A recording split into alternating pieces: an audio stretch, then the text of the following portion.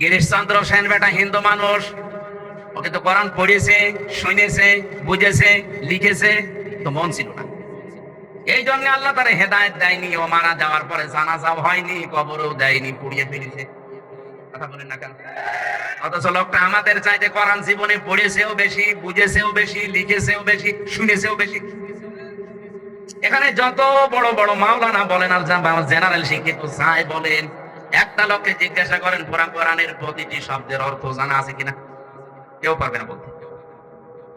আমারও মনে নেই, আমি পড়েছিলাম পুরাটাই আমার পড়া আছে, কিন্তু আমার এখন মনে নেই, আবার দেখা লাগবে। আমার সে ক্লাস 5 থেকে শুরু করে মাস্টার্স পর্যন্ত এ পুরাটা এর উপরে চলছে। আমার অনার্স মাস্টার্স পর্যন্ত কোরআনের উপরে। কোরআনে কারিম আমি যেভাবে আয়ত্ত করেছি, এরপর আমি হাফেজি পড়া ছিল আমার। 3 বছর জেলখানায় থেকে প্রায় 175 বার কোরআন শরীফ শেষ করে ফেলেছি। এত আয়না মনে হয় আমার কাছে, তার বড় প্রতিটি শব্দের অর্থ আমার সবার এখন মনে নেই। একটা বেঁধে গেলে আবার ডিকশনারি দেখা লাগে, শব্দ অর্থ মুখস্থ করা লাগে। অথচ বেটা হিন্দু মানুষ কোরআন শরীফের প্রতিটি অর্থের শব্দের একটা একটা অর্থ না কমপক্ষে 33টা করে অর্থ তার জানা ছিল। কারণ তাফসীর লিখতে হলে একটা শব্দের একটা অর্থ লিখলে আপনি পারবেন না। এক একটা শব্দের 33 থেকে 99টা পর্যন্ত অর্থ আছে।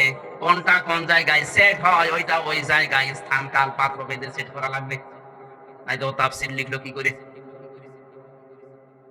আসলে বাস্তবতা দেখতে পেলাম কি, কোরআন পড়েছে, শুনেছে, বুঝেছে, লিখেছে আমাদের চাইতে অনেক বেশি, কিন্তু হেদায়েত পায়নি।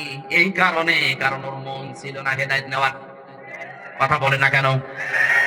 আপনারও যদি মন না থাকে, আল্লাহর এত দায় পড়ে যায়নি যে আপনাকে হেদায়েত দিয়ে জান্নাতে জোর করে নিয়ে যাওয়া লাগবে, অত দায় পড়েনি।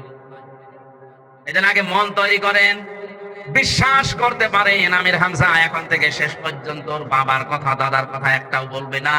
যা বলবে আমি কোরআনের আয়াতের দলিল, হাদিস নাম্বার, পৃষ্ঠা নাম্বার পর্যন্ত আপনাকে আমি বলে দিচ্ছি, সব আমার নোট করা আছে।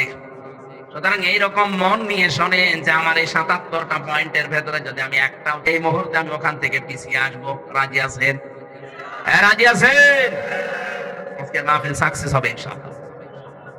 দরুদ আর সালাম পড়ছে আমাদের নবী মুহাম্মদ রাসূলুল্লাহ সাল্লাল্লাহু আলাইহি ওয়াসাল্লামের প্রতি, যাকে অনুসরণ করার মাধ্যমে ভালোবাসার প্রমাণ দিতে বলেছেন আল্লাহ।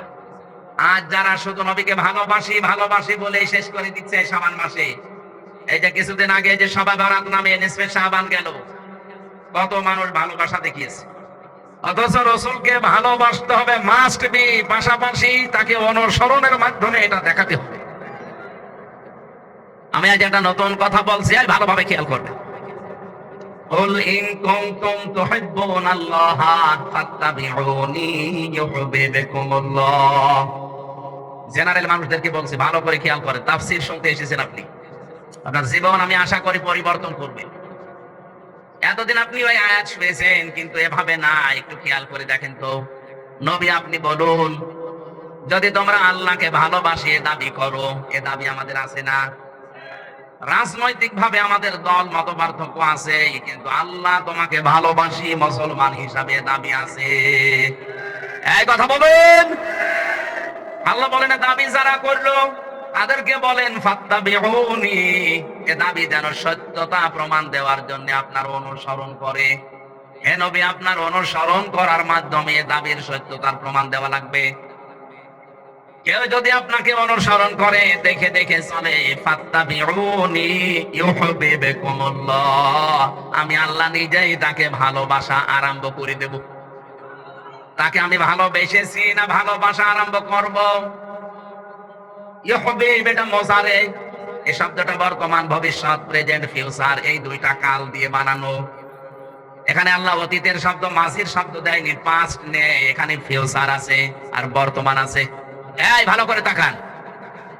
আপনি যদি রাসূলকে অনুসরণ করা আরম্ভ না করেন, আল্লাহ আপনাকে ভালোবাসা আরম্ভ করবে।